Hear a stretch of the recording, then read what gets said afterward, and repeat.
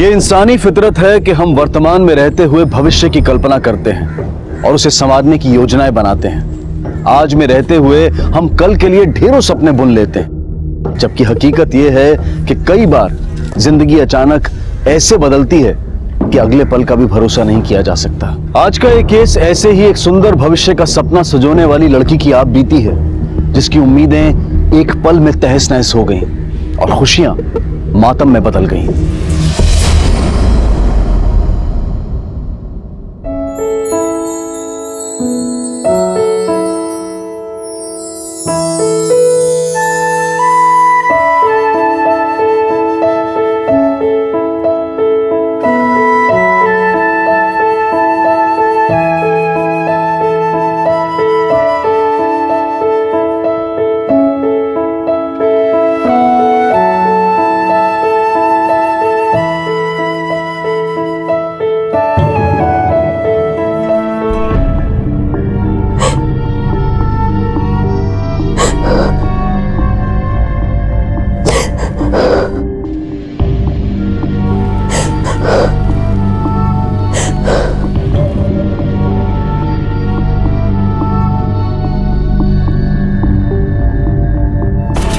Sir ये देखिए, ये हार्ट शेप पेंडेंट है।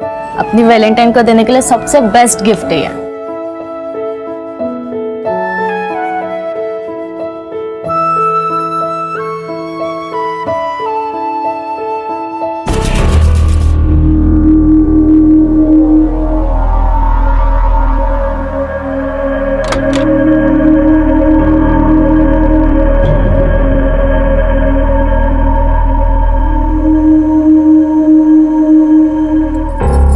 प्रिया, बेटा क्या प्रॉब्लम है? 3 दिन हुए तुझे कॉलेज गए हुए, क्या हुआ?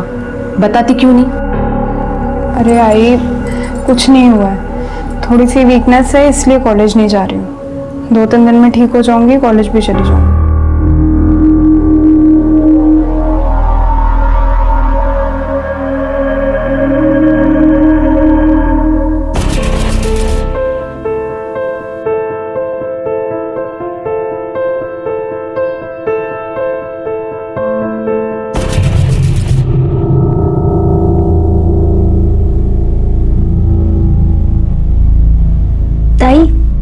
ताई नाश्ता कर लो ना।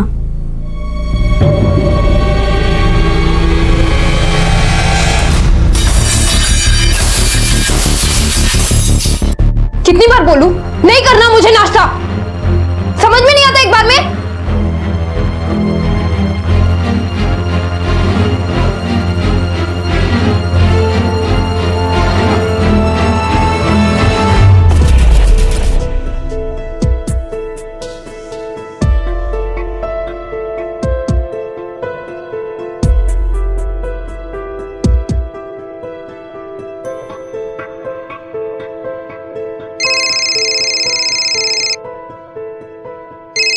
अब चल आई, मैंने किसका फोन था?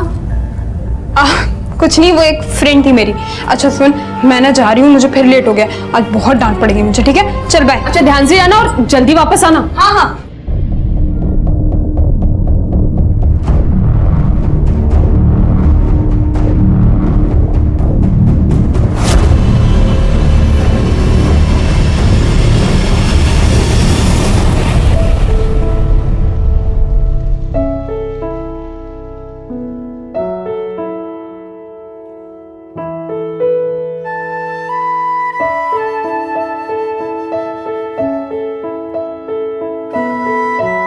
तुम्हारे लिए मेरे पास और एक सरप्राइज है।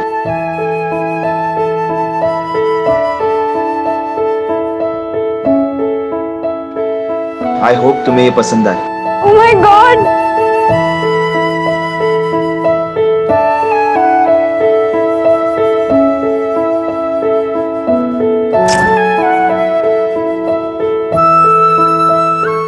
Thank you so much. I love you. I love you too.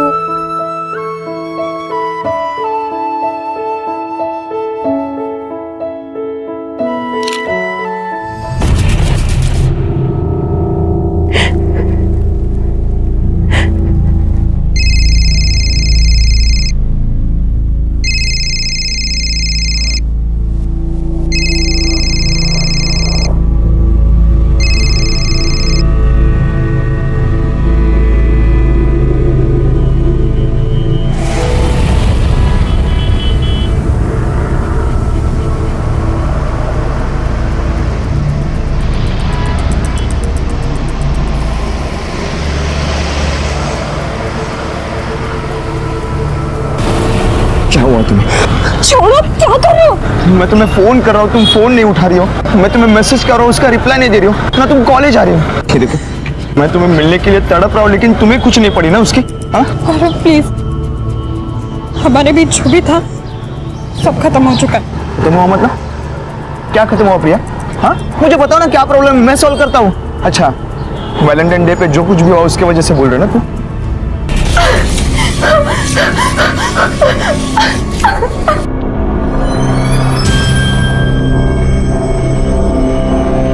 Gaurav please, बहस मत करो। मैं बहस कर रहा हूँ? प्लीज गौरव समझो, मैं सेल्फिश नहीं हूँ। मैं नहीं चाहती कि मेरी वजह से मेरी फैमिली को कोई भी प्रॉब्लम हो। तुम प्लीज आज के बाद मुझसे मिलने की या मुझे कॉल करने की कोशिश भी मत करना। भूल जाओ मुझे प्लीज। प्रिया, प्रिया सुनो तो।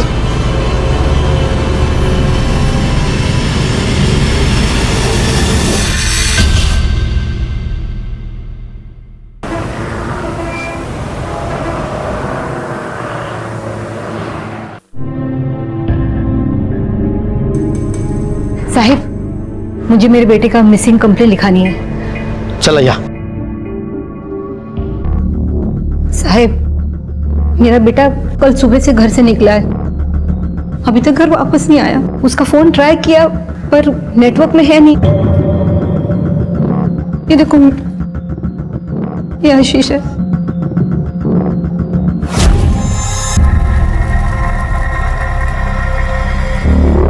कुछ बता कर गया था, कहाँ जा रहा है? वैसे तो साहब वो तो कुछ बताया नहीं, पर वो तो हीराबाई रानी के वहीं पर गया होगा। अपने घर से ज्यादा वहीं पर रहता है। अपना पढ़ाई लिखाई छोड़कर उसको भी ना हीराबाई के जैसे समाज सुधार का भूत सवार हो गया। ये हीराबाई रानी कौन है?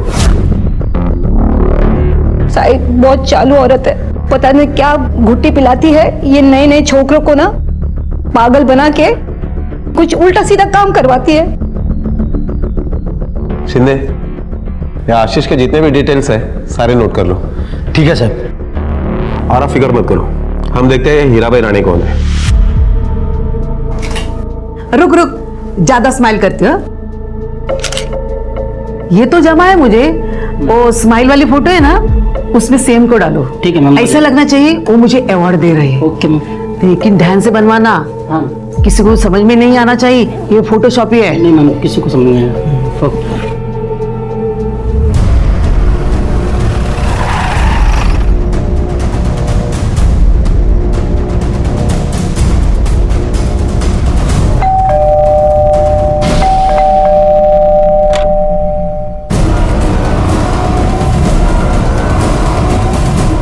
कौन है बेटा?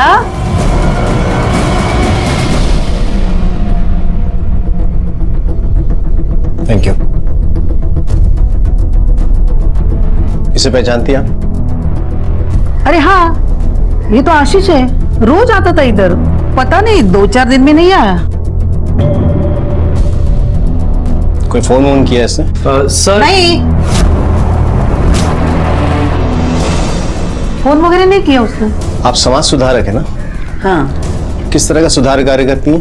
वो प्रॉब्लम के हिसाब से देखना पड़ता है। जिसका जैसा प्रॉब्लम है वैसे हम काम करते हैं। मैं युवा की शाखा चलाती हूँ, उसमें सब अपने मर्जी से आते हैं। समाज में बुराई, अत्याचार, उसके खिलाफ हम लोग लड़ते हैं। वो अपनी श्रद्धा से काम करती हूँ मैं, पैसे के वास्ते नहीं। इसलिए तो हीराबाई रानी का इतना नाम है। अगर आशीष के बारे में कुछ भी पता चले तो हमें बताइए। हाँ साहब।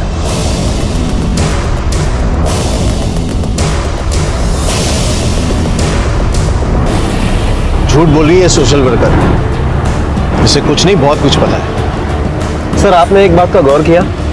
वो लड़का कुछ बोलना चाहता था, लेकिन उसने उस लड़के को रोक दिया। तू काय को बीच में बड़बड़ कर रहा था?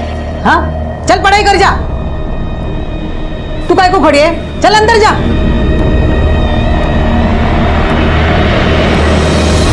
अगर हम उस लड़के को उठा लेते हैं तो शायद आशीष के बारे में कुछ इन्फॉर्मेशन मिल सकती है। इन्फॉर्मेशन तो हम लेंगे ही उससे, लेकिन उठा कर नहीं, प्यार से। वरना हो सकता है डर कर वो झूठ बोल दे। पता करो क्या करता है, कहाँ आता जाता है। Okay sir.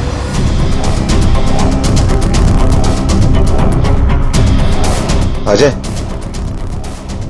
मुझे तुमसे कुछ बात करनी है। चलो चाय पीते हैं।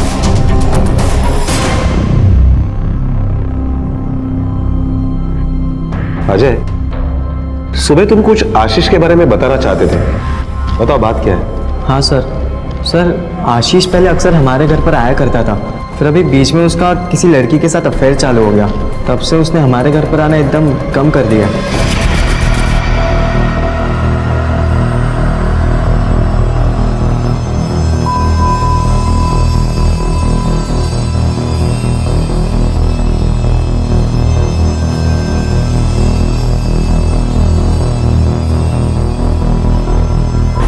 उस लड़की का नाम क्या है? सर मुझे उस लड़की का नाम तो नहीं मालूम है, लेकिन हाँ वो घाटकोपर में रहती है, मैंने उसे कई बार देखा है। घाटकोपर? सर, ये आशीष की कॉल रिकॉर्ड। इसके मुताबिक आशीष ने इस पर्टिकुलर नंबर पर दिन में लगभग 10 बार फोन किया है। किसी प्रिया जोशी के नाम पर यह नंबर रजिस्टर्ड है और एड्रेस घाटकोपर का है। घाटकोपर? सर, हीराबाई का लड़का अजय, उसने कहा था कि आशीष की गर्लफ्रेंड घाटकोपर में रहती है। शायद मुझे लगता है ये वही लड़की है। चलो इस प्रिया से मिलकर देखते हैं कि आशीष और इसके क्या संबंध है।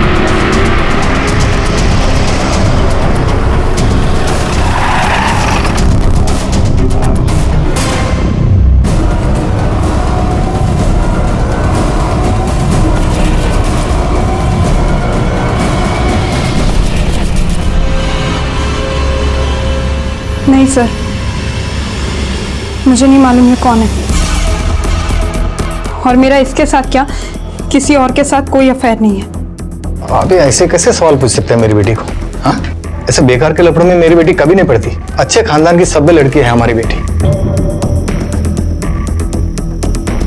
पिछले कई दिनों से परेशान है बेचारी, पता नहीं कौन उसे ब्लैंक कॉल करके परेशान कर रहा है, और अब आप लोग भी आ गए। आपकी लड़की को कोई परेशान कर रहा है और आपने पुलिस कंप्लेंट नहीं करवाई। अच्छे खानदान वाले क्या पुलिस कंप्लेंट नहीं करते? क्यों कंप्लेंट करके आफत मोल लेनी साहब? पता नहीं वो कौन सर फिरा है, क्या मालूम आजकल वो एसिड फेंकना एक मामूली फैशन बन गया है। अब देव ना करो मेरी बेटी के साथ अगर कुछ हो गया ऐसी घटना तो मेरी बेटी की तो जिंदगी बर्बाद हो जाएगी। ये कौन है? आओ बेटी, ये मेरी छोटी बेटी है पल्लवी। चलिए मान भी ले कि प्रिया को कोई और परेशान कर रहा था, फिर भी आशीष के कई सारे कॉल हैं इसके मोबाइल पे पिछले कुछ दिनों में, उसके बारे में क्या कहना है आपका? होंगे साहब, मैंने कब मना किया, लेकिन वो फोन करके मेरी बेटी को परेशान करता था। मेरी बेटी ने उसे कभी फोन नहीं किया साहब, वो तो उसे जानती तक नहीं कि वो कौन है।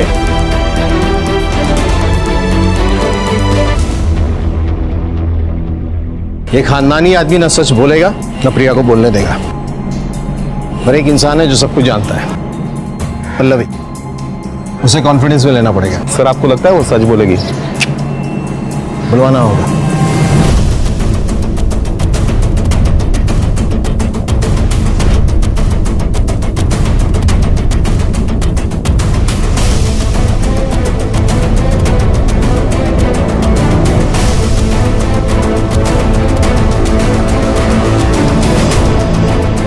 एक्सक्यूज मी, मुझे आपसे प्रिया के बारे में कुछ बात करनी है। ये लड़का लापता है और उसके दोस्त का कहना है कि तुम्हारे ताई के साथ उसका अफेयर चल रहा था। तुम्हारे पापा ने भी बताया कि तुम्हारे ताई को ब्लैंक कॉल्स आते थे। तुम्हें पता है ना कि तुम्हारी ताई की लाइफ खतरे में। देखो, हम सच का पता और तरीके से भी लगा सकते थे, लेकिन तुम्हारी ताई के लिए हमें तुम्हारी मदद की जरूरत है। सच बताओ। सर, मेरी ताई का अफेयर चल रहा था, पर उस लड़के के साथ नहीं जिसकी फोटो आपने दिखाई थी। मतलब किसी और लड़के के साथ? किसके साथ? सर, वो लड़का मेरी ताई की कॉलेज में पढ़ता है, गौरव गुप्ते नाम है उसका, उलर में रहता है। उसका कोई फोन नंबर एड्रेस है तुम्हारे पास? जी।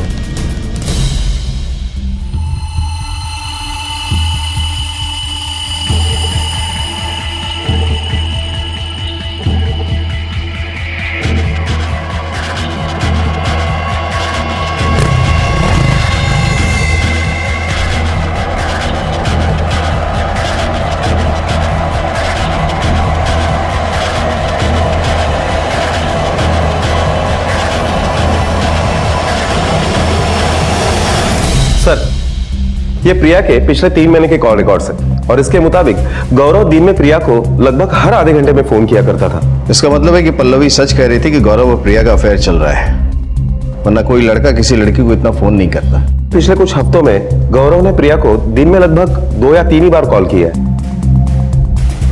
इसका मतलब है कि गौरव और प्रिया का ब्रेकअप हो चुका था, उसके बाद वो आशीष से मिली। चलो गौरव से पूछ रहे थे कि सच क्या है।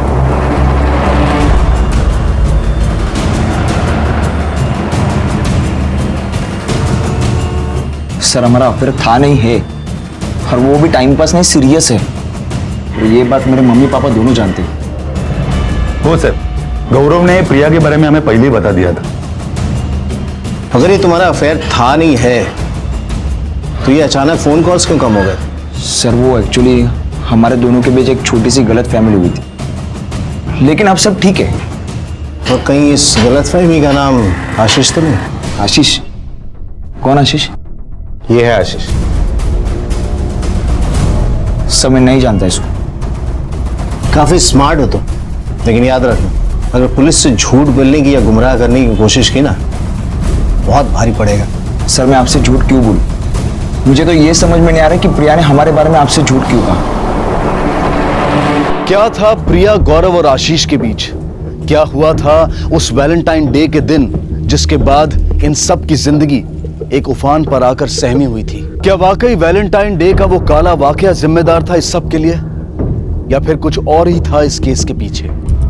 प्रिया, मैं सिर्फ 2 मिनट बात करना चाहता हूँ, प्लीज। गौरव प्लीज यहाँ तमाशा मत करो, मैंने कहा ना हमारे बीच अब कुछ नहीं है। मला फक्त 2 मिनटं बोलू द्या प्लीज प्रिया। लेकिन मैं इतना जानना चाहता हूँ कि तुम क्या छुपा रहे हो मुझसे? हाँ, क्या लफड़ा आशीष और तुम्हारे बीच में? देखो गौरव, मैं तुम्हारे किसी भी सवाल का जवाब नहीं देना चाहती, अपने काम से काम रखो, ओके? प्रिया, आशीष के गायब होने से इन दोनों का जरूर कोई वास्ता है।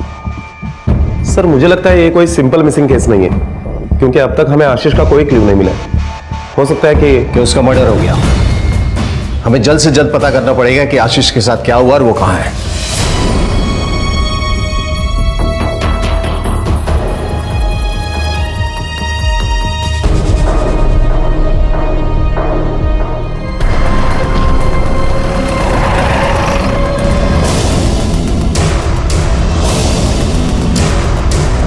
कहां जा रहे हैं आप? अंदर चलिए, आपकी बेटी से पूछताछ करें।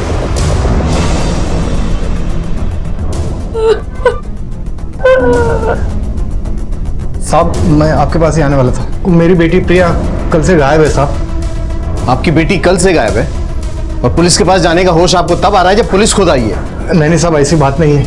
हम लोग उसे कल से ढूंढ रहे हैं साहब, लेकिन किधर भी नहीं मिली। आप उसकी मिसिंग कंप्लेंट लिखवाइए, हम ढूंढने की कोशिश करते हैं। Okay sir. और हाँ, उसके बारे में कोई भी इंफॉर्मेशन मिले तो तुरंत हमें बताइए। Okay sir.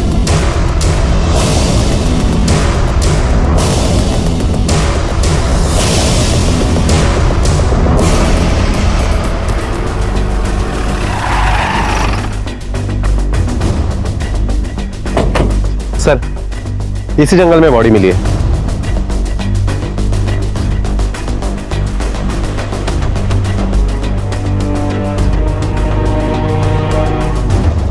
सर इन लोगों ने फोन किया था।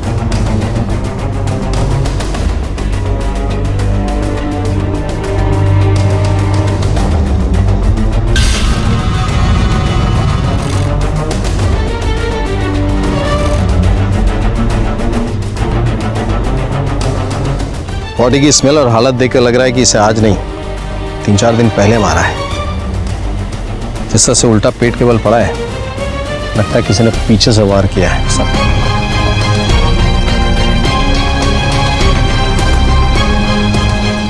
फोटोग्राफर और फॉरेंसिक टीम को बुलाओ एविडेंस कलेक्ट करने के लिए। बॉडी को पोस्टमार्टम के लिए भेजो। Okay sir.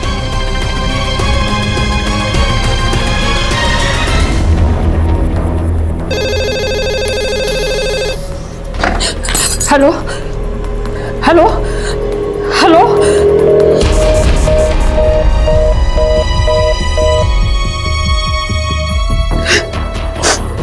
ब्लैंक कॉल था, ये जरूर प्रिया ही होगी।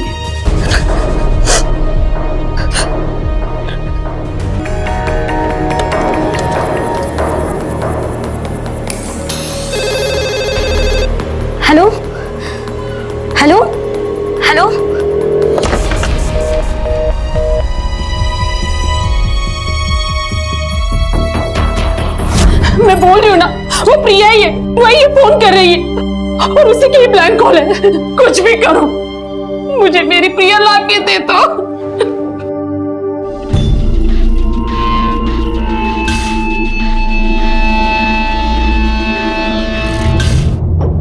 ये ग्लोबलाइजेशन का दौर है। दुनिया वाकई फोन के रूप में सिमटकर मुट्ठी में आ गई है।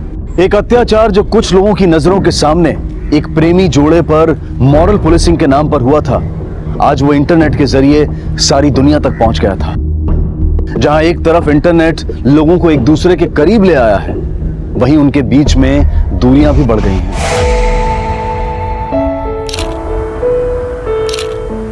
अरे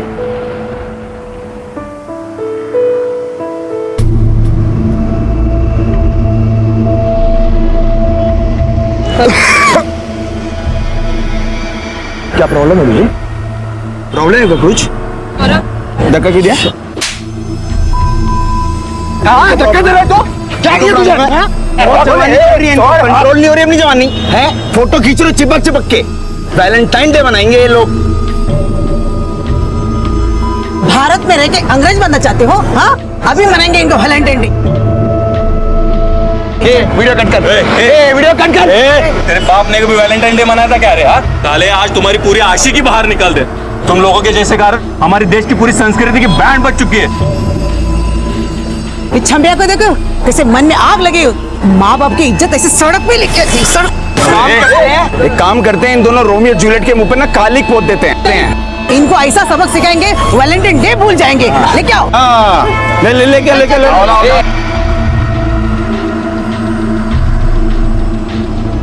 क्या कर रहे हैं? छोड़।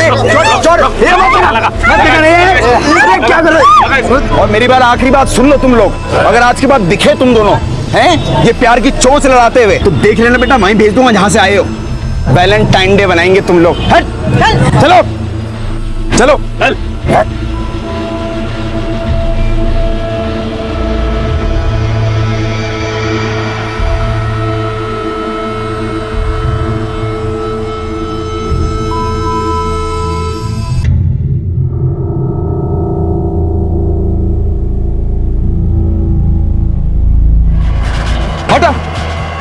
हटो।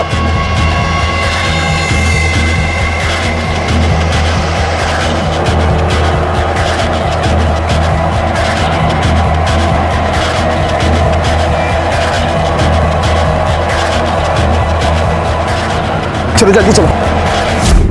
आज की जनरेशन आज की सोच के साथ बड़ी हो रही है, तो फिर क्यों कुछ लोग अपना नजरिया दूसरों पर थोपना चाहते हैं? कौन है ये लोग जो अपनी ही जबानी संस्कृति के संरक्षक बनकर घूम रहे हैं? चाहते क्या ये, और इन्हें ये हक दिया किसने?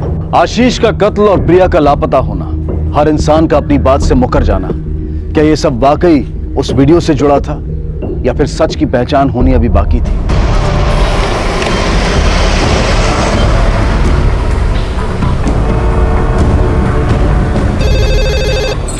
हेलो हेलो, मैं जानती हूँ फोन पर तू है बेटा। कहाँ है तू? कैसे है तू? कहाँ चली गई? तुला तुझे आईची आठवण नाही का येत? आती है आई, बहुत याद आती है। बेटा घर वापस आ जा। तुला तुझे आईची शपथ। मैं घर भी आऊंगी जल्दी। अभी मैं रखती हूँ, शाम को फोन करूंगी। हेलो।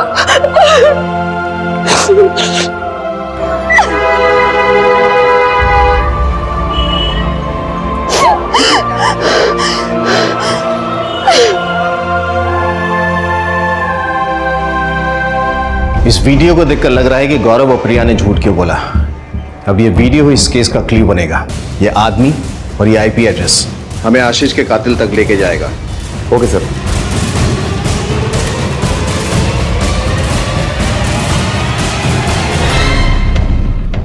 सर, ये उस कंप्यूटर का आईपी एड्रेस है जहां से ये वीडियो अपलोड हुआ था। नाहूर गांव में एक साइबर कैफे, वहीं के एक कंप्यूटर से 26 फरवरी को सुबह 11 बजे वो वीडियो अपलोड किया गया था। जाकर पता करो। Okay sir. तुम्हारे रजिस्टर में देखकर जरा ये बताओ कि 26 फरवरी को सुबह 11 बजे इस आईपी नंबर वाला कंप्यूटर किसने यूज किया? ये देखिए सर, मोहन कावड़। मोहन कावड़, ये तुम्हारा रेगुलर कस्टमर है? हाँ सर। मुझे जरा उसके आधार कार्ड की प्रिंट दे दो। Okay sir.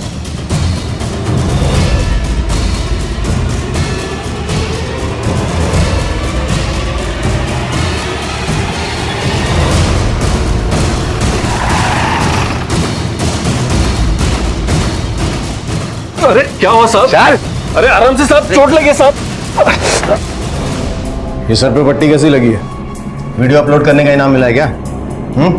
चल बता, क्यों अपलोड किया था वीडियो? साहब मेरे को उस वीडियो वाले लड़के से बदला लेना था। कैसा बदला?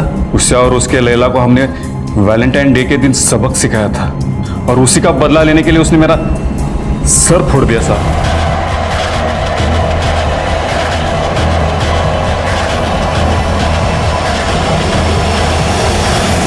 इसी खुन्नस में मैंने उन दोनों का वीडियो इंटरनेट पे अपलोड कर दिया साहब। चल काका, देख बे आशीष, मेरे को अभी के अभी वो तोता महीना का वीडियो ना इंटरनेट पे अपलोड करके दे दे। अरे काका मैं कल करके दूंगा ना, मैं अभी जल्दी में हूँ, जाने दो ना। तू हर बार ना मेरे को गोली देता है और कल कुछ और ही बताएगा। अच्छा सुनो, एक काम करो, ये फोन खोल के दे देता हूँ, आप ना खुद कर लो, ठीक है? खुद कर लीजिए आप। ठीक है चलो, चल। ओके। तेरे बाप ने दिया तुझे इजाजत समाज सुधार के नाम पे गुंडागर्दी करने का? हैं? तुम लोग होते कौन हो समाज को बताने वाले कैसे जीना है? ये करो, वो मत करो, ऐसे रहो, वैसे रहो, ये मत पहनो, वो मत पहनो। तुम जैसे दिमागी बीमार लोगों को बाहर नहीं छोड़ना चाहिए, बल्कि सबक सिखाना चाहिए। अगर समाज में कुछ गलत हो रहा है तो पुलिस है, कानून है। तुम जैसे मंदबुद्धियों की जरूरत नहीं है समाज को। लेकर जाओ इसे।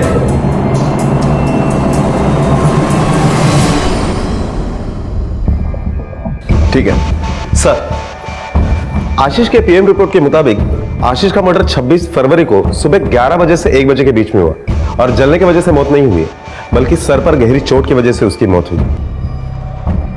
मतलब आशीष और मोहन पर एक ही तरह के सवार किया गया है। फर्क सिर्फ इतना है कि मोहन अभी जिंदा है और आशीष मर चुका है। गौरव ने अपना रिश्ता टूटने का बदला लेने के लिए ही शायद उसे मारा है। हाँ सर, बदला लेने के लिए मैंने मोहन के सर पर मारा, क्योंकि उन गुंडों की वजह से मेरा रिलेशनशिप खत्म हुआ सर। मेरी प्रिया मुझसे दूर चली गई। आज ये जो मेरी हालत है ना, इसके जिम्मेदार सिर्फ ये लोग हैं सर। गौरव, दरअसल तुम सब लोग एक जैसे हो। ये समाज सुधार के नाम पर गुंडागर्दी करते हैं और तुम बदले का नाम का सहारा ले रहे हो। अपराधी ये भी है और अपराधी तुम भी। इसलिए अब सीधे सीधे बताओ, आशीष को क्यों और कैसे मारा? सर प्लीज, मैंने आशीष को नहीं मारा, मैं उसको जानता तक नहीं सर। सब मैंने मोहन को मारा और ये मैं कबूल भी कर रहा हूँ सर। सब प्लीज मेरी बात सुनो, मैंने आशीष को नहीं मारा है। उस वैलेंटाइन वाक्य ने प्रिया को तुमसे दूर कर दिया, और उसके बाद आशीष की हरकतें उसे तुमसे दूर करती चली गई, जिसकी वजह से तुमने सीधा उसे रास्ते से हटा दिया। सर प्लीज मुझ पर यकीन कीजिए, मैंने आशीष को नहीं मारा है सर। और यह आशीष और प्रिया का चक्कर मैंने आपसे सुना सर, और ये समझने के बाद मैंने प्रिया को पूछने की कोशिश की सर। तुम क्या छुपा रही हो मुझसे? हाँ, क्या लफड़ा आशीष और तुम्हारे बीच में? देखो गौरव, मैं तुम्हारे किसी भी सवाल का जवाब नहीं देना चाहती। अपने काम से काम रखो। प्रिया, इसके बाद भी तुम चाहते हो कि हम विश्वास कर ले कि तुमने आशीष को नहीं मारा? सर मैं सच बोल रहा हूँ, आई शपथ सच बोल रहा हूँ सर, मैंने नहीं मारा आशीष को। ये खुद नहीं बोलेगा, इसे अपने तरीके से बुलवाना होगा। अपना हाथ तब तक नहीं रोकना जब तक ये सच ना बोले। सर सर सर सुनो तो सही सर, प्लीज। सर, हमने गौरव पर सब आजमा लिया, लेकिन अब भी उसका यही कहना है कि उसने आशीष को नहीं मारा। हो सकता है कि वो सच बोल रहा हो।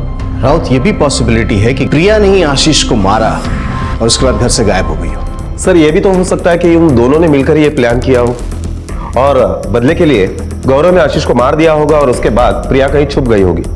प्रिया का ये छुपना प्लान का हिस्सा हो। राउत, प्रिया की तस्वीर सारे पुलिस स्टेशन में भेज दो, और हाईवेज और रोडवेज को अलर्ट कर दो कि 24 घंटा नजर रखें। एक भी मिनट मिस नहीं होना चाहिए। Okay sir. अब तक की तहकीकात से पुलिस इस नतीजे पर पहुंची थी कि प्रिया और गौरव में से कोई आशीष का कातिल हो सकता है। सवाल बहुत थे पर जवाब तलब नहीं थे, जो पुलिस की मुश्किलें बढ़ा रहे थे। प्रिया जो अचानक गायब हुई थी और गौरव जिसने मोहन पर हमला किया था, क्या सच वाकई इनके इर्द गिर्द था, या पुलिस को अभी इस बात की पहचान करनी थी?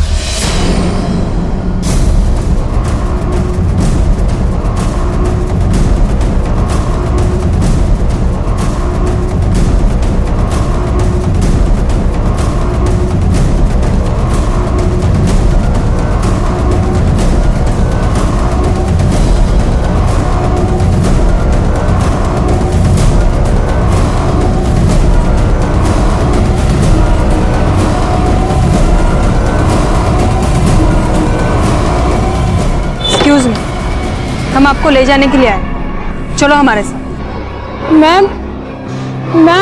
आपके साथ नहीं, मैं नहीं जाऊंगी आपके साथ। चलो हमारे साथ, लेके चलो इसे। यस सर, चलो।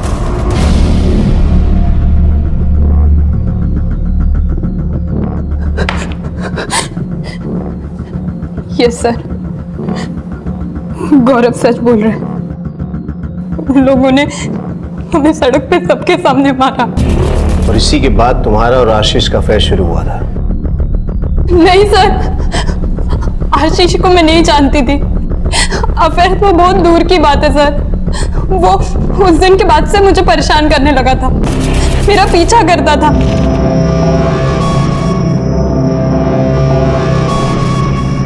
मुझे फोन करता था, यहाँ तक कि उसने सड़क पे मुझे रोक रोक कर ब्लैकमेल भी किया है। अच्छे से जानता हूँ तेरी जैसी लड़कियों को मैं। हाँ, तुम दोनों लैला मजनू बनकर क्या क्या करते हो सब पता है मेरे को। और तेरे और वो तेरे तोते का सबक सिखाने वाला वीडियो बनाया था ना मैंने, अभी तक है मेरे पास। सोच वायरल कर दूंगा तो क्या हो, कहीं मुंह दिखाने लायक नहीं बचेगी तू। इसलिए जो कह रहा हूँ चुपचाप कर, ठीक है?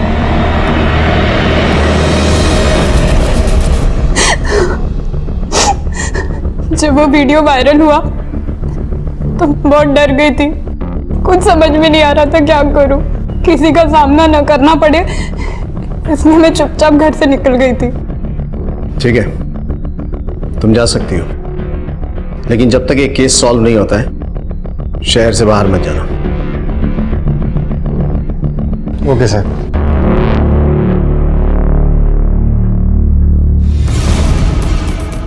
आशीष की मौत सर पे रॉड मारने से हुई है, जलने से नहीं। और अगर किसी ने उसे मारने के बाद इसलिए जलाया था कि उसकी पहचान ना हो सके, तो उसका पेट नहीं बल्कि फेस जलाएगा। मतलब बॉडी की पहचान मिटाने के लिए आग नहीं लगाई है, बल्कि फोन को जलाने के लिए। ऐसा क्या है इस फोन में जिसकी वजह से इसे जलाया है? कोई फोटोज, SMS या वीडियोस? राउत, साइबर टेक्नीशियन को बोलो कि इस मोबाइल का डेटा जल्द से जल्द रिकवर करें। Okay sir.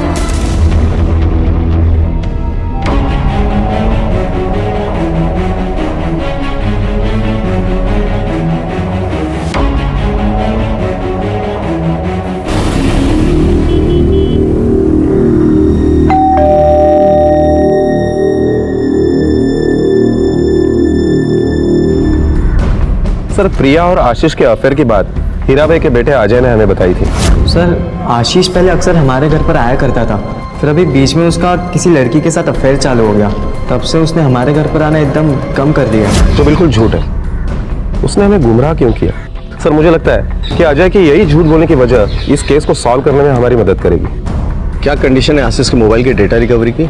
सर, मैंने टीम लगाई है और उन्हीं से मुझे पता चला है कि किसी ने तो आशीष के मोबाइल से सिम कार्ड और मेमोरी कार्ड निकालने की कोशिश की, लेकिन उसमें वो कामयाब नहीं हुआ, इसलिए उसने वो मोबाइल जला दिया। एक फोन के लिए किसी ने इतना एफर्ट किया, ऐसा क्या इंपॉर्टेंट है इस फोन में? आशीष की लाश के पास जो मोबाइल फोन पाया गया था, जलने की वजह से उसका डेटा हासिल करना मुश्किल हो रहा था। हीराबाई और उसका परिवार भी शक के दायरे में था, लेकिन पुलिस ने इंतजार करने की बजाय अंधेरे में तीर चलाने की सोची। आखिर क्या रहस्य था उस वैलेंटाइन वीडियो का? क्यों मारा आशीष को? मैं क्यों मारूंगी उसे? वैसे तुम बता सकते हैं, लेकिन ये भी तुम ही बताओगे।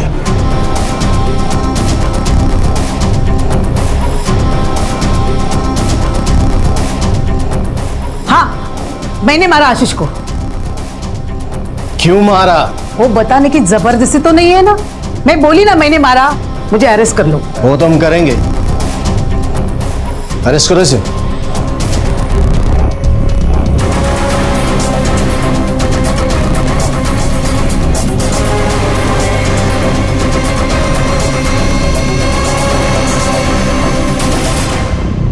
झूठ बोल रही है समाज सुधारक। इसने आशीष को नहीं मारा है। मतलब तुमने इसका कन्फेशन नहीं देखा? क्या कॉन्फिडेंस के साथ बोली कि मैंने नहीं मारा है, और फिर अचानक पलट गई। राउत, इन तीनों के कॉल रिकॉर्ड से लोकेशन पता करो। हीराबाई, उसकी बेटी अर्चना और अजय। पता करो आशीष के कत्ल के वक्त ये तीनों कहां थे। Okay sir.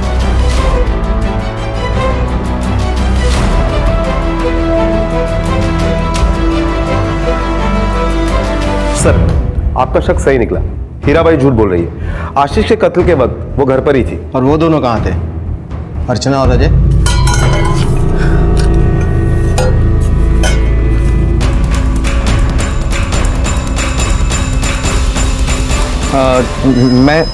मैं वही आ रहा था सर, आई के लिए नाश्ता लेके।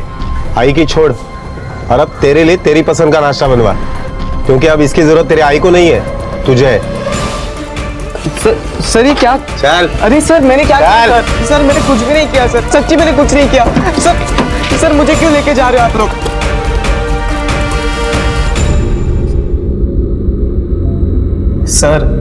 सर मैंने सच्ची कुछ नहीं किया सर, मैंने किसी को भी नहीं मारा है। सर इसमें कुछ पीपिंग वीडियोस है, कुछ ऑफ सीन वीडियोस भी है।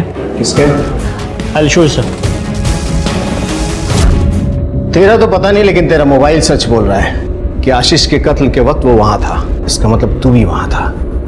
खाने के लिए जबड़े की जरूरत पड़ती है ना, इससे पहले कि मैं ये तोड़ दूं, सच सच बोल। बोलता हूँ सर, बोलता हूँ। फिर मैंने उसे बहाने से अपने बस्ती के पीछे जो जंगल है वहां पर बुलाया।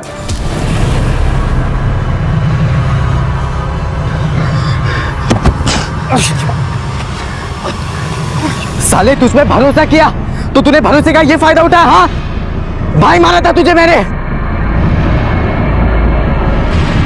चल पासवर्ड बता, पासवर्ड बता, तूने क्या पासवर्ड रखा था फोल्डर का? ए पासवर्ड बता, अरे पासवर्ड बता मेरे को।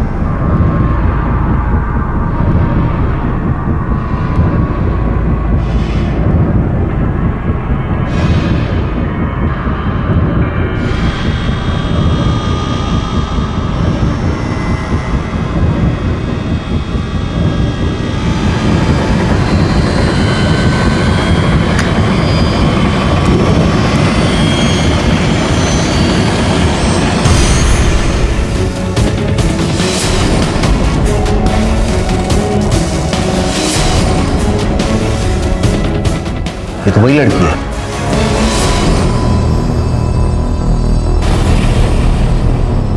सर उसने मेरी बहन की इतनी गंदी वीडियो बनाई थी, वो देखकर मेरा दिमाग खराब हो गया। सर मैंने वो वीडियो डिलीट करने की बहुत कोशिश की, लेकिन उस आशीष ने उस फोल्डर में पासवर्ड डालकर रखा था, जिससे वो वीडियो डिलीट नहीं हो पा रहा था। दे, मेरे को देर हो रहा है। मुझे ये उम्मीद नहीं थी सर कि उसकी सोच इतनी गंदी रहेगी और वो इस हद तक भी जा सकता है, इसलिए मैंने उसे मार दिया। जब तुम्हारी माँ भूसों के ढेर पे हाथ सेक रही थी और समाज सुधार के नाम पर आशीष जैसे गुंडों को पाल रही थी, तब समझ में नहीं आया कि नीच कौन है। और तुम खुद प्रिया का वीडियो देख के मजा ले रहे थे। जब अपने ही घर में आग लगी तब तुम्हारी नींद खुली। सभ्यता और संस्कृति के नाम पर अपना उल्लू सीधा करने की कीमत अब जेल में चुकाना। तुम और तुम्हारी मां दोनों लेकर जाओ इसे। चल। किसी को नैतिकता का पाठ पढ़ाने से पहले हमें अपने गिरेबान में झांकना होगा, और सबसे जरूरी ऐसे लोगों की बातों और भड़कावे में ना आए और कानून और संविधान पर विश्वास रखें। समाज सुधार के नाम पर अपराध करने वाले ये लोग संविधान और कानून को भी ताक पर रख देते हैं। हीराबाई और उसकी शाखा इसी का उदाहरण है। अजय को आशीष के कत्ल के लिए और हीराबाई और मोहन को पब्लिक प्लेस में शांति भंग करने, मानहानि और मारपीट करने के लिए आईपीसी की अलग अलग धाराओं के तहत गिरफ्तार किया गया है। अब मैं अनूप सोनी आपसे विदा लेता हूं, फिर मुलाकात होगी अगले एपिसोड में एक और चौंका देने वाले केस के साथ। तब तक अपना और अपने परिवार का ख्याल रखें और देखते रहें क्राइम पेट्रोल डायल 100। सबक एक को सीख हम सबको। जय हिंद।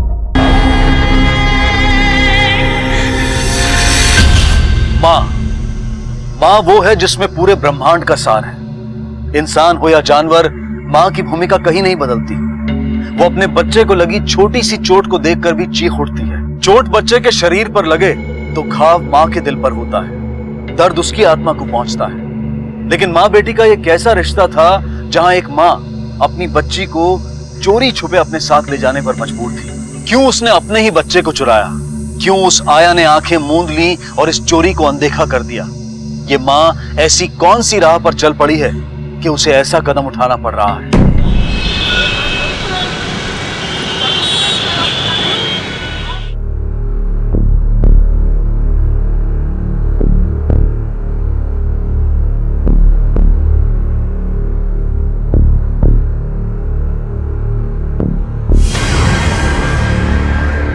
कहिए, हम आपकी कुछ मदद कर सकते हैं?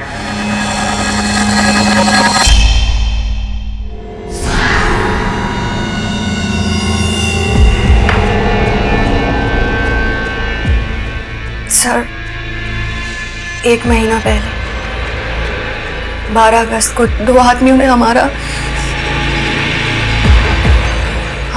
रेप किया। 12 अगस्त मतलब 1 महीने के बाद आज आप रेप की कंप्लेंट करने आई हैं? जी। जान सकता हूँ आज आपको ये कंप्लेंट करने की क्यों सूझी, या देर करने की कोई खास वजह? हमने अपने सास ससुर को भी बताया था, लेकिन हमारी बात पर कोई विश्वास ही नहीं कर रहा था। आपको ऐसा क्यों लगता है कि आपकी बहू झूठ बोल रही है? सर, क्योंकि ऐसा कुछ हुआ ही नहीं है। ये जो लड़की है ना, इसे कहानी बनाने की आदत है। देर रात घर आने की कहानी, घर ना आने की कहानी। कमला, परी को लेकर जा अंदर जा बेटा। और आज तो इसने अपने रेप की भी कहानी बना डाली। सर, हमारी भाभी अपनी मर्जी से जीती है। हम ये नहीं कह सकते कि क्या सच है और क्या झूठ।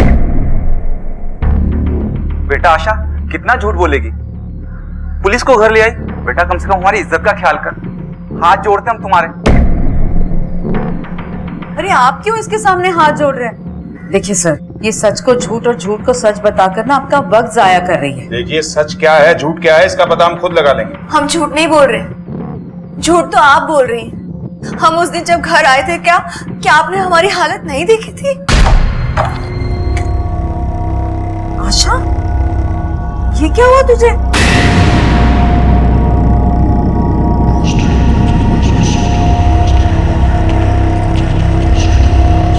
सर, सच तो कुछ और ही है।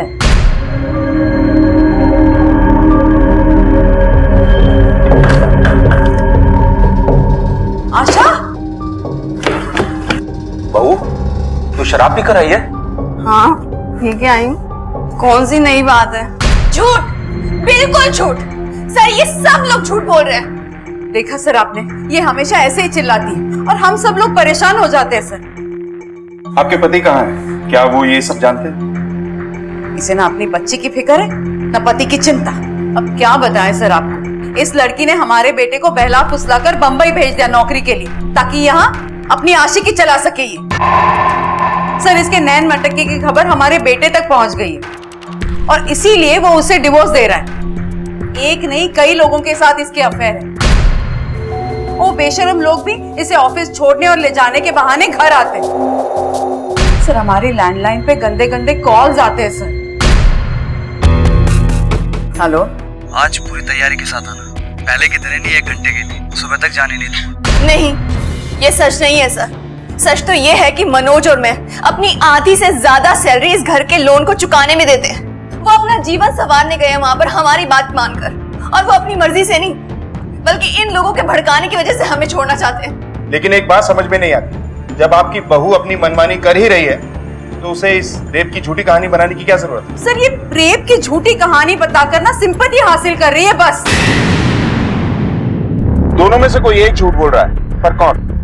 आशा की कहानी कुछ मनगढ़ंत लगती है, इसलिए सबसे पहले ये पता लगाना होगा कि इसका रेप हुआ भी है या नहीं। सर, मेडिकल टेस्ट में पता लगना मुश्किल है, क्योंकि आशा के मुताबिक उसका रेप तकरीबन 1 महीना पहले हुआ है। जिस तरह से ये कह रही है कि इसके सास ससुर इसे पसंद नहीं करते, ये भी हो सकता है कि ये खुद अपने सास ससुर को पसंद नहीं करती है और कोई खेल खेल रही है। सच का पता लगाना थोड़ा मुश्किल जरूर है, लेकिन इम्पॉसिबल नहीं। एक काम करो, इसके पति को इन्फॉर्म करो कि आकर हमसे मिले। आशा को फर्दर इन्फॉर्मेशन के लिए पुलिस स्टेशन बुलाओ और आशा के पड़ोसियों और ऑफिस में पूछताछ करो। सर, जिन 2 लोगों ने आपका रेप किया था उनमें से किसी की शक्ल या कोई निशानी बता सकते हैं? नहीं सर, उन्होंने अपने चेहरे ढके हुए थे और अंधेरा बहुत था। अच्छा, जिस जगह पे उन्होंने आपका रेप किया वो जगह बता सकते हैं? सर जगह का तो कुछ नहीं पता, लेकिन जब मैं उस जंगल से मदद के लिए बाहर जाने की कोशिश कर रही थी तो एक सफेद कार आती दिखी, तो मैंने मदद मांगी थी। Help please.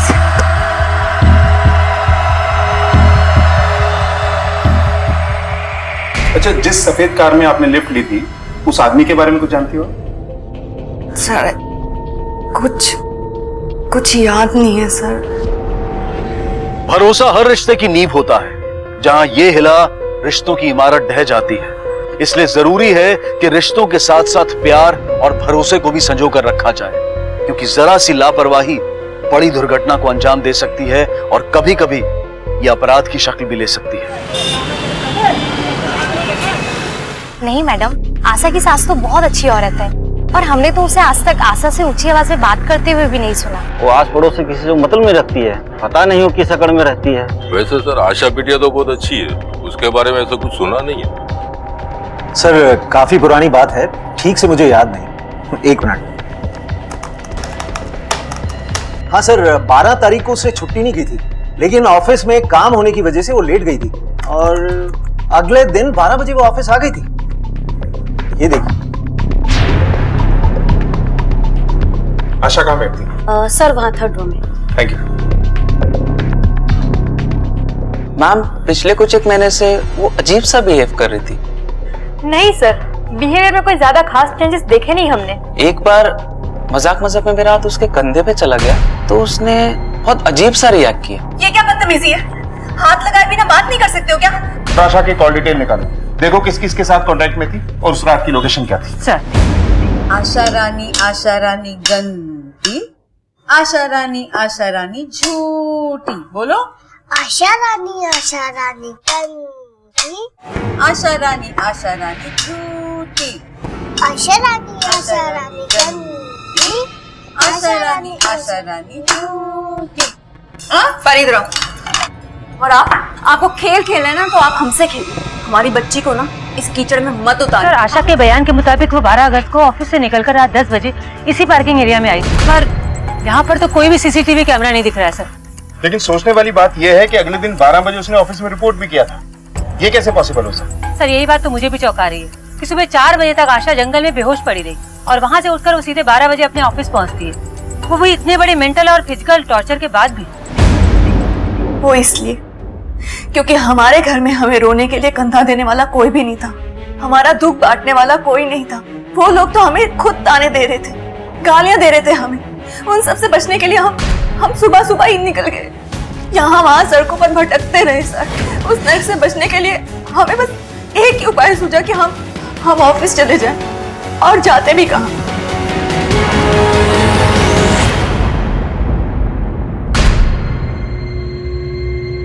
अच्छा, उस रात की कुछ और इन्फॉर्मेशन, कुछ ऐसा जो आप मिस कर रही हैं? जैसा कि मैंने आपको पहले भी बताया,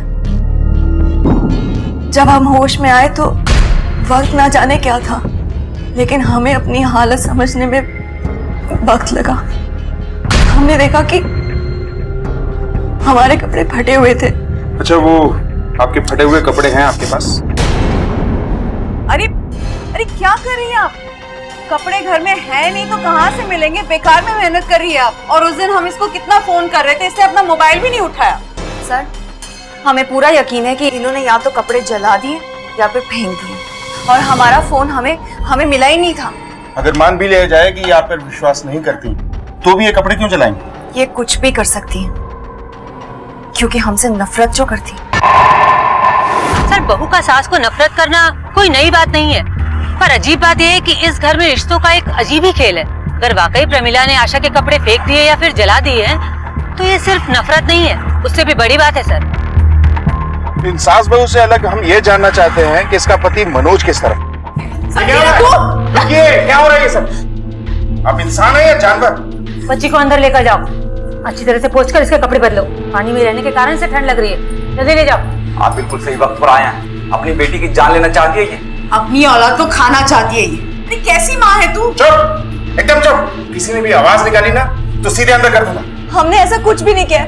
हम तो दलिया लेके परी को खिलाने के लिए गए थे और बाथरूम से आवाज आ रही थी। जब हम बाथरूम में घुसे तो हमने देखा कि परी के पाँव में चोट लगी हुई थी और वो हाथ टब से निकलने की कोशिश कर रही थी। उसे पानी में से निकालने लगे। उतनी देर में हमारे सास ससुर वहां पर आए और हम पे इल्जाम लगाने लगे कि हम उसे डुबा रहे हैं। हाँ हाँ, तू अकेली हरिश्चंद्र की औलाद है ना, बाकी सारी दुनिया तो झूठ है।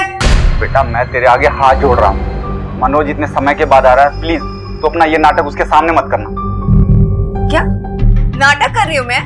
तो ठीक है, अभी दिखाती हूँ कि नाटक कैसे करते हैं। आशा, आशा सुन तो बेटा। और उसके बाद ये तमतमाती हुई अंदर गई, परी को पानी में डुबाने लगी। अगर परी हमें ये बताएगी कि वो पानी में कैसे गई थी तो परी को एक चॉकलेट मिलेगा। अभी जल्दी से बताओ, बोलो।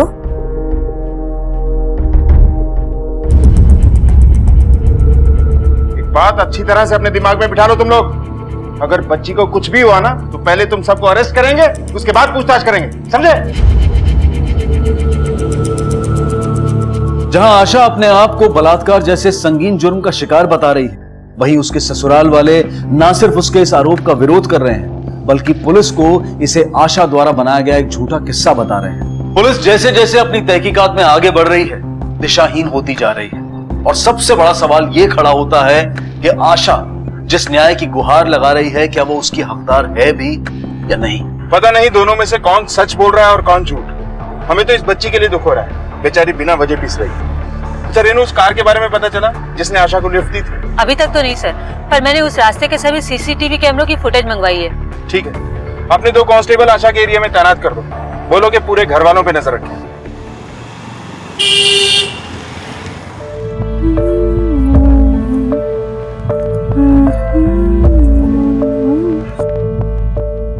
आशा, हमें तुमसे कुछ बात करनी है, जरा बाहर आ जाओ।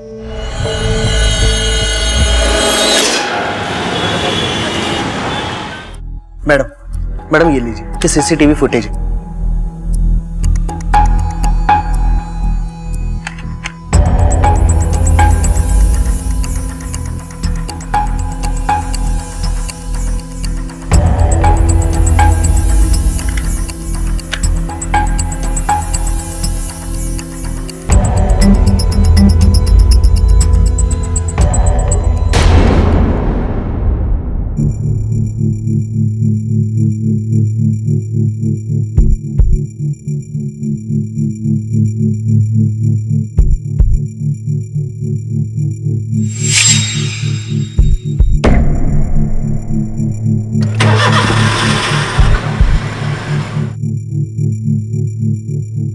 आलू कचालू बेटा कहाँ गए थे?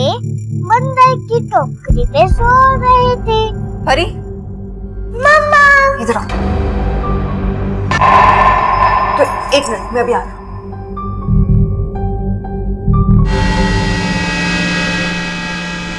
चलो आओ। Bye aunty. चलो।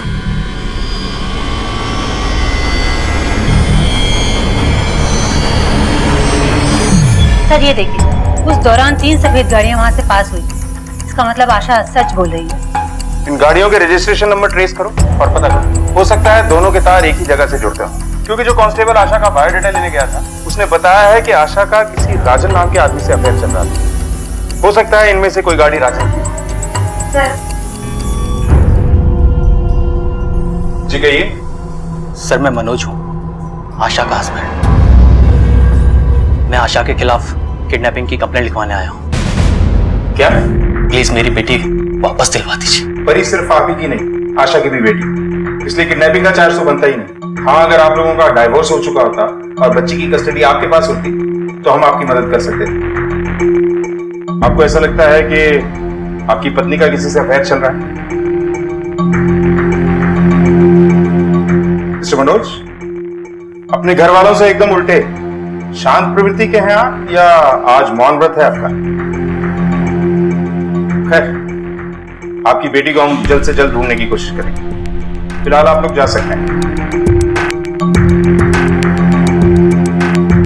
ये आशा अपनी बेटी को लेकर आखिर जा कहां सकती? सर वहीं, यहाँ ससुराल से भागकर हल्लड़ की जाती।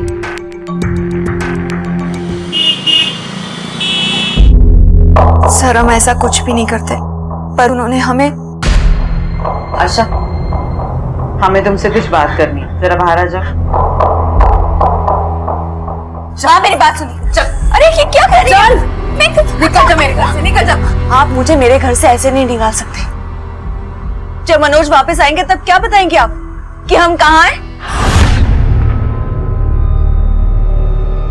मनोज, आप आ गए? अच्छा आप आ गए।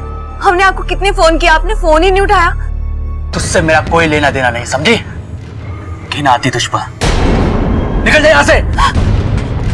मनोज मेरी बात सुनो, ये सब झूठ बोल रहे, मेरा विश्वास तो करो मनोज। लेकिन ये सब कहने को तो लड़की के दो घर होते, मायका और ससुराल, पर वो हक किसी एक पर भी नहीं जता सकती। पहले तो हमने सोचा कि हम इस हादसे को भूल जाएं, लेकिन अब हमें कोई फर्क नहीं पड़ता है कि हमारे बारे में कोई क्या सोचता है, क्या राय रखता है। हमें तो बस ये साबित करना है कि हमारे साथ रेप हुआ है।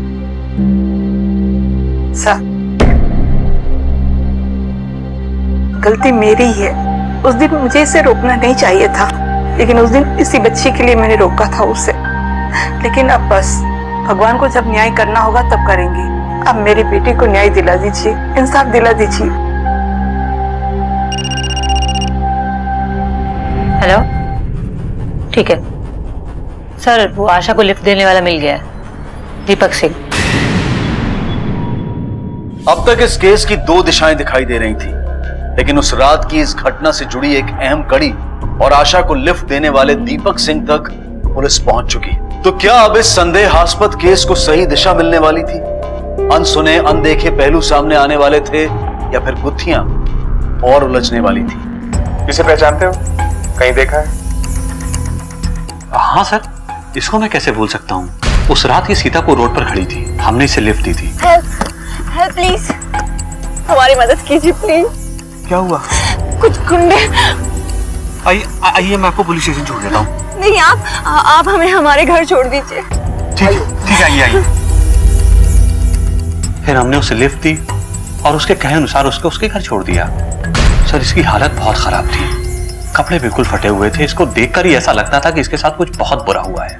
अच्छा, आपने इसे जिस जगह से लिफ्ट दी थी, हमें वहां ले चल सकते हैं? हाँ सर, बिल्कुल।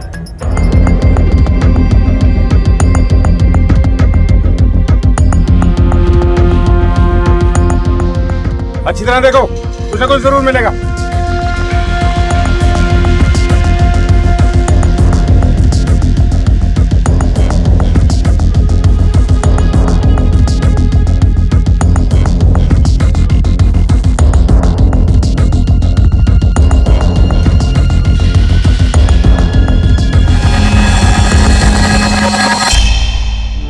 सर, ये चप्पल आपकी है?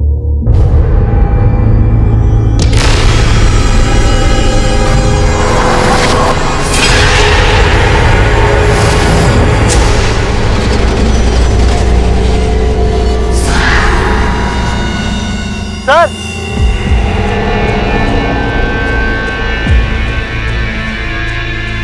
सर ये देखिए।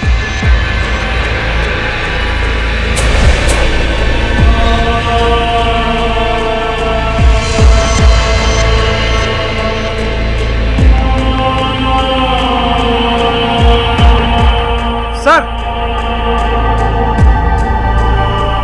ये झुमका मिला सर।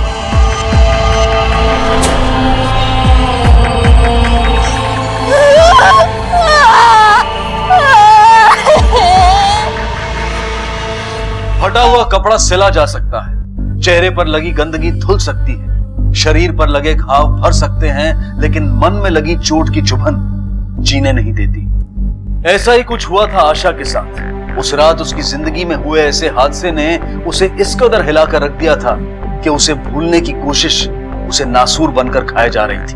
अपने नाम, अपनी इज्जत को दांव पर लगाकर आत्मसम्मान हासिल करने की लड़ाई आशा को और क्या क्या दिखाने वाली थी। क्या पुलिस की मेहनत रंग लाएगी? आशा सच बोल रही थी, लेकिन तुम लोगों ने इसे सहारा देने की बजाय नए जख्म दिए, इसे बदनाम किया। एक लड़ाई ये खुद से लड़ रही थी और दूसरी तुम लोगों से। वो दोनों बलात्कारी गुनहगार हैं, लेकिन बेकसूर आप लोग भी नहीं। हमें विश्वास ही नहीं था कि ऐसा भी कुछ हो सकता है। बस आपको इस बात का विश्वास था कि उसका कैरेक्टर खराब है, और आप एक औरत होकर आपने एक औरत का दर्द नहीं समझा। उल्टे वो सारे कपड़े फेंक दिए जो उस रेप के गवाह थे। शायद हमें उनसे कोई सबूत मिल जाता। वो कपड़े गंदे थे, घर में कैसे रखते इसलिए फेंक दिए। और इस पर कैसे करें विश्वास? ये जिस कंपनी में काम करती है ना, वहाँ का बॉस इसके प्यार में पागल है, शादी करना चाहता है इससे। अरे एक वही जगह बची थी इसको काम करने के लिए। और जहाँ तक बलात्कार का सवाल है ना, हम नहीं मानते ऐसी कोई बात हुई है। और ना मैं मानता हूँ, बहुत हो चुका। अब इस घर में इसकी कोई जगह नहीं। हम खुद इस घर में नहीं रहेंगे। और मनोज, जब हमारे चरित्र पर लांछन लगाए जा रहे थे, हमारे अफेयर्स की झूठी बातें बनाई जा रही थी, आप तो तब भी चुप थे ना। और आज जब ये साबित हो गया कि हमारे साथ रेप हुआ है, तभी हम आपके साथ की उम्मीद आपसे नहीं कर सकते। बहुत हो गया, अब हम इस घर में नहीं रहेंगे। आप लोग बुलाएंगे तब भी नहीं आएंगे।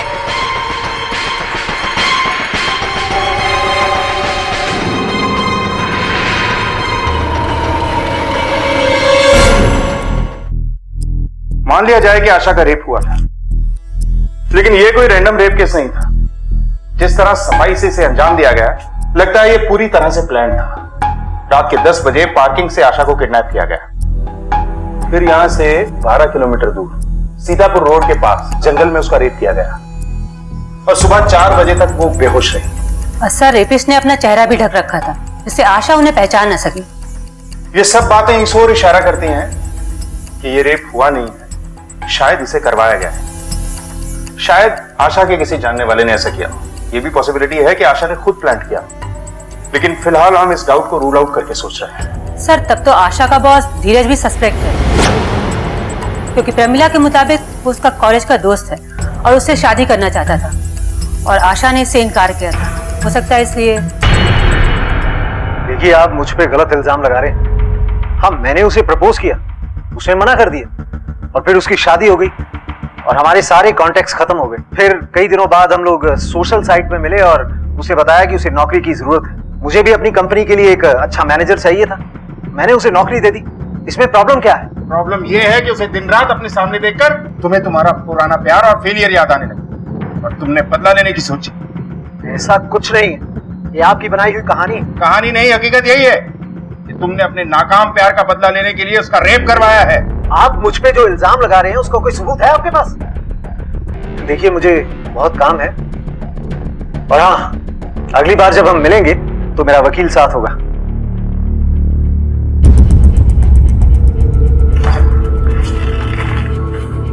कैसा छटपटा रहा था, सीधा वकील और सबूतों की बात करने लगा। कॉल रिकॉर्ड से निकलवाओ। जी सर। एक्सीडेंट साइट पे एक टीम भेजो और शाम तक हमें इन्फॉर्म करो। सर, धीरज के कॉल रिकॉर्ड में एक लोकल मवाली अभय का नंबर है, जिसके साथ उसकी अक्सर बातचीत होती है। कहीं धीरज ने अपना बदला लेने के लिए अभय से आशा का रेप तो नहीं करवाया? देखो, कितना हिम्मत है इस औरत में, इतना सब कुछ होने के बाद भी घूम रही है। इसकी खुद की बेशर्मी की वजह से ऐसा हुआ इसके साथ। अपनी इज्जत अपने हाथ होती है, हमारे जैसी होती है ना तो खुद को मुंह दिखाने के लायक नहीं होती। देखो कैसा सीना चौड़ा करके जा रही है।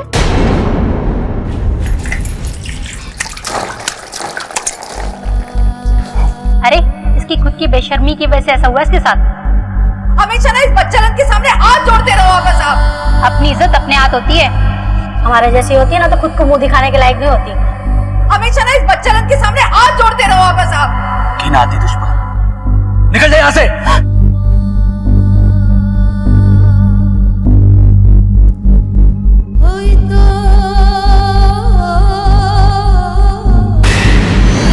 दरवाजा खोलो ना मम्मी, मम्मी दरवाजा खोलो ना। आप अंदर क्या कर रहे हो?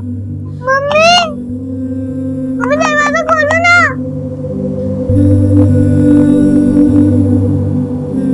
क्या हुआ?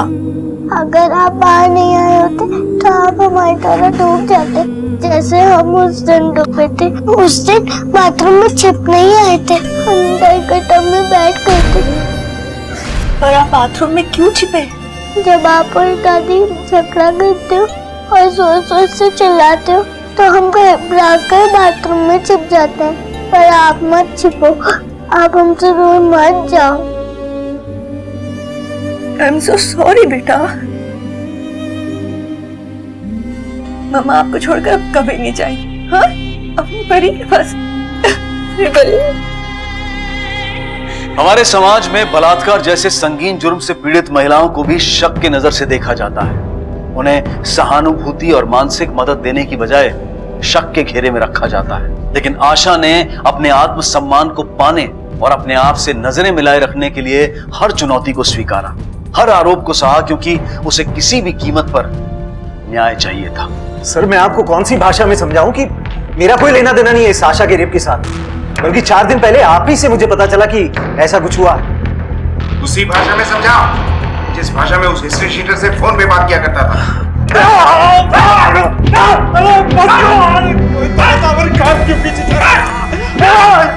सर, मैं एक बिजनेसमैन और अक्सर काम पूरा होने के बाद क्लाइंट के पास पैसे फंस जाते हैं। बस उसी पैसे को निकालने के लिए छोटे मोटे गुंडे पालने पड़ते हैं सर। चला बता, आशा का रेप क्यों किया? मैंने किसी आशा का रेप नहीं किया। माधव, इसे तब तक मारते रहो जब तक ये जवाब न दे। सर, धीरज सच बोल रहा है। जिस रात आशा का रेप हुआ यानी 12 अगस्त को वो अपने क्लाइंट के साथ मीटिंग में था और वहां से वो सीधे अपने घर गया। और अभय भी उस रात यानी 12 अगस्त को रूपनगर थाने में एक चोरी के इल्जाम में बंद था। अगर ये दोनों नहीं थे तो फिर? हेलो, उठा लो। सर, राजन मिल गया है। हमने कहा ना सर, हम किसी राजन को नहीं जानते हैं। आप उसे नहीं जानती हैं और वो बोल रहा है कि उसका अफेयर है आपके साथ। मैंने सुना तेरा और उसका अफेयर चल रहा था। सच सच बता दे, वरना मार मार कर ना तेरी खाल खींच लूंगी। चल बोल। मैडम, उसका पति ठहरा मुंबई में, तो उसकी जरूरत कौन पूरी करे? तो हम सोचे अगर किसी का भला हो जाए तो इसमें बुरा क्या है। वैसे भी हमारा गैरेज उसके ऑफिस और घर दोनों के रास्ते में पड़ता है। बकवास कर रहा है वो। हमने कहा ना, हम नहीं जानते राजन को। तो आप नहीं जानती हैं रजन? ये उसके गैराज के बिल हैं। पिछले 2 महीने में 3 बार आपकी गाड़ी वहां गई है। ये आप इसकी बात कर रहे थे? हम आज से पहले इसका नाम तक नहीं जानते थे। सर, हमारे घर के पास इसका गैराज है तो अपनी गाड़ी हम इसके पास दिखा देते हैं। अपनी बच्ची की कसम खा के कह रहे हैं सर, हमारा इस मैकेनिक के साथ कोई अफेयर नहीं है।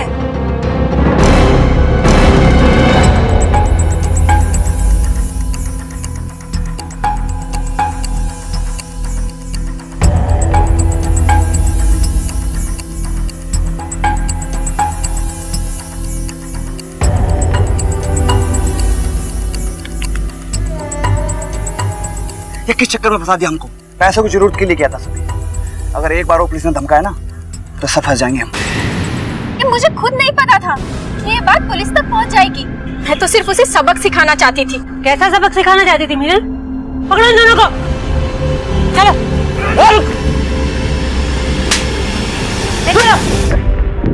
सर, मेरा यकीन कीजिए, मैंने किसी का भी रेप नहीं करवाया। मैं तो भाभी को सिर्फ उसके किए की सजा देना चाहती थी।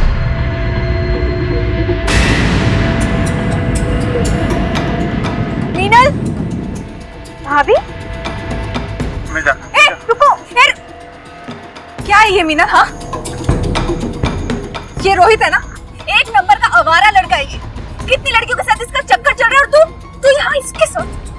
दूर रहे उससे, तू समझी? और आप दूर रहिए मेरी जिंदगी से। अपने काम से काम रखो, समझी तुम? हमारे इतना समझाने के बाद भी भाभी ने मम्मी पापा को रोहित और मेरे बारे में बताने की धमकी दी। तभी मैंने डिसाइड कर लिया था कि मैं भाभी को इतना बदनाम कर दूंगी कि उनकी बात पर कोई विश्वास ही नहीं करेगा।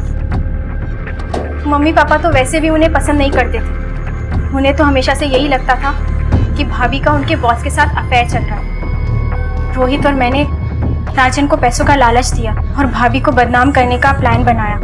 और सर, घर के फोन पर जो गंदी बातें वाले कॉल्स आते थे वो भी राजन ने किए थे। तुम्हारा नशा है कि उतरता ही नहीं। आज पूरी तैयारी के साथ आना। राजन के बारे में मुंबई भैया को मैंने ही कॉल करके बताया था और भैया ने मेरी बात पे विश्वास भी कर लिया। उनका बयान। लगता है इन अफवाहों को सच मानकर मनोज ने अपनी ही बीवी का गुंडे भेजकर रेप करवा दिया। सर हो सकता है प्रमिला ने मनोज को फोन करके बताया होगा कि तुम्हें मुंबई भेजकर अय्याशी कर रही है आशा। इस मनोज की हिस्ट्री निकाल, कानपुर से लेकर मुंबई तक, कहाँ रहता है, क्या करता है, किस किस के साथ चक्कर है, इसके फोन रिकॉर्ड्स सब कंगाल डालो। हो सकता है कि इसका किसी से चक्कर हो और अपनी बीवी से पीछा छुड़ाने के लिए इसने ही ये प्लान बनाया। मैं गुंडे हायर करके अपनी बीबी का रेप क्यों करवाऊंगा? क्या कहना चाहते हैं आप? यही कि तेरा मकसद बहुत स्ट्रांग था, तू उससे पीछा छुड़ाना चाहता था, तुझे उसके कैरेक्टर पर शक भी था। फिर इससे अच्छा तरीका और क्या होता, बदला लेने का और पीछा छुड़ाने का? क्या सबूत है आपके पास कि मैंने ऐसा किया? वैसे गुस्सा बहुत आता ना तुझे, मौन व्रत से सीधा एंग्री यंग मैन बन गया। इसी गुस्से में रेप करवाया ना तूने उसका। आप चाहे कुछ भी कहें, लेकिन सच ये है कि मैंने कुछ नहीं किया है। सर हमने मनोज की हिस्ट्री चेक की तो उससे एक महत्वपूर्ण इंफॉर्मेशन मिली कि ये वहां से स्कूल में एक बच्चे पर हमला करने के जुर्म में अरेस्ट किए गए। वहां से उन्हें 6 महीने के लिए बाल सुधार गृह भेजा गया। उसके आगे की इंफॉर्मेशन सील होने के कारण हमने लोकल एविडेंस और FIR को ट्रैक किया। और इनके कॉल रिकॉर्ड से कुछ नहीं मिला?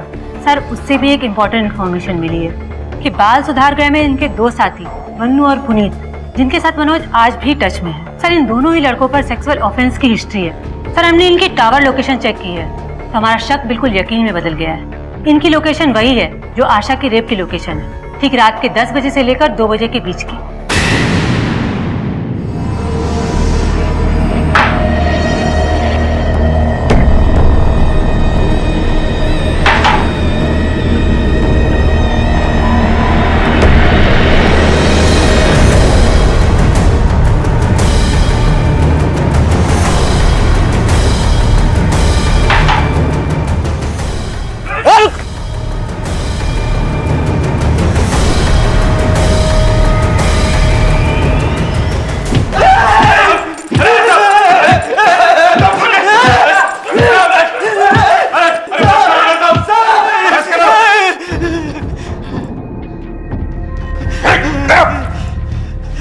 देखो, झूठा राग अड़ापने से कोई फायदा नहीं है। बोलो, क्यों रेप किया आशा का? साहब पैसे के लिए, उसने बोला रेप करो 2 लाख मिल जाएंगे। किसने बोला? किसने बोला? किसने बोला?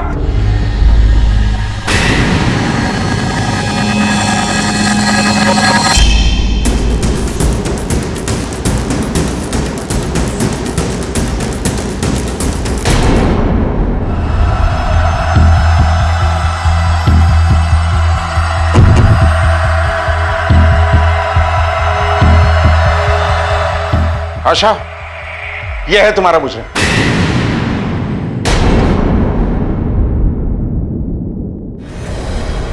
आशा, आशा छोड़ो इसे, तो हटाओ इन्हें, हटा, आशा हट जाइए, हट जाइए, मेमने की खाल में छिपा हुआ भेड़िया निकला तू। खुद को कितना सीधा और शरीफ दिखाता रहा, अब एक सांस में तोते की तरह सारी कहानी सुना। क्यों किया ये सब? क्या मिला ये करके? हम शांत प्रवृत्ति के इंसान हैं, लेकिन शांत होने को लोग कभी कभी कमजोरी समझ लेते हैं। आशा ने भी एक दिन यही गलती की, सबके सामने हमें जलील किया। क्यों जाए हमारा बेटा कानपुर छोड़कर मुंबई? हाँ, यहाँ क्या कमी है? इंसान क्या काम सिर्फ पेट पालने के लिए करता है? नाम और दाम के लिए भी करता है ना? पर आप लोग क्या समझोगे? अरे ये सिविल इंजीनियर है, सिविल इंजीनियर। यहाँ क्या कर रहे हैं? मुंबई में इतनी बड़ी बड़ी बिल्डिंग्स है, वहां तो स्कोप है इनके काम का। लेकिन आप लोग क्या समझोगे? अरे वहां पे नाम दाम सब कुछ 10 गुना ज्यादा मिलता है। लेकिन पैसा ही जिंदगी में सब कुछ नहीं होता, परिवार भी कुछ है। आखिर किस चीज की भूख है? किस चीज की भूख है? आप ये सवाल कर रहे हो? अरे इस सवाल का जवाब वही समझ सकता है जिसे कुछ करने की इच्छा हो, कमाने की इच्छा हो, जिम्मेदारी उठाने की इच्छा हो। आप जैसे महान व्यक्ति थोड़ी जो कानपुर की गलियों में अपना पूरा जीवन गुजार देते हैं। आपने कहीं एक जगह टिककर कभी नौकरी की है? कभी कोई बिजनेस सेटअप करने की कोशिश भी की है? अरे यहाँ बैठे बैठे निठल्ले रोटियां तो तोड़ते रहते हो और मेहनत करने के लिए तो हमारे पति हैं ही। हाँ? और आप क्या बोलते हो? क्या बोलते हो कि ये जो मीनल है इसकी शादी की आपको परवाह है, फिक्र है? अरे भैया, हमें डर लगता है कि हमारे मनोज आपके जैसे नकारा ना हो जाए। आशा, माँ बस करो, हमें हमारे ही परिवार के सामने बेइज्जत करके हमें निकम्मा साबित कर दिया। हमारी अंतरात्मा को इसकी बात चुभ गई। नजरों से तो हमें गिरा ही चुकी थी। हमने इसके पंख कतरने की ठान ली।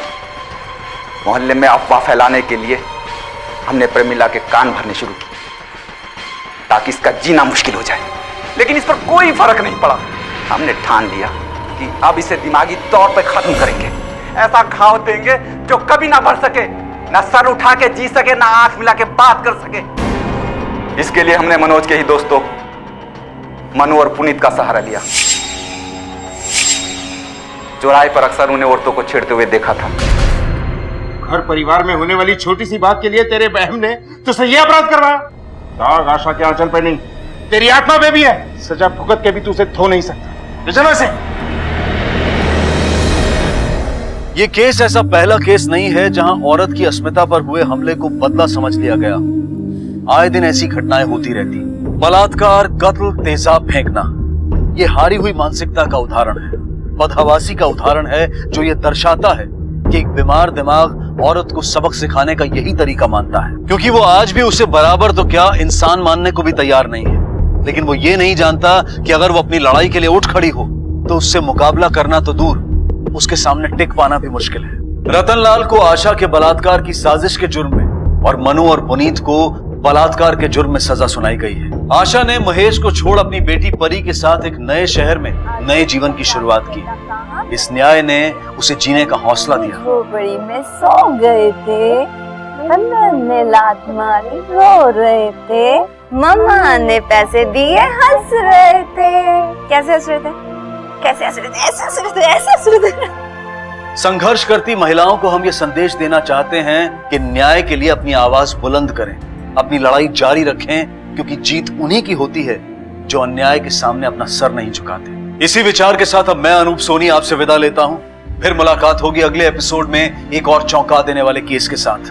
तब तक अपना और अपने परिवार का ख्याल रखें और देखते रहें क्राइम पेट्रोल डायल 100। सबक एक को सीख हम सबको। जय। इस तरह के और भी एपिसोड देखने के लिए हमारे चैनल को सब्सक्राइब करें और बेल आइकन दबाना ना भूलें।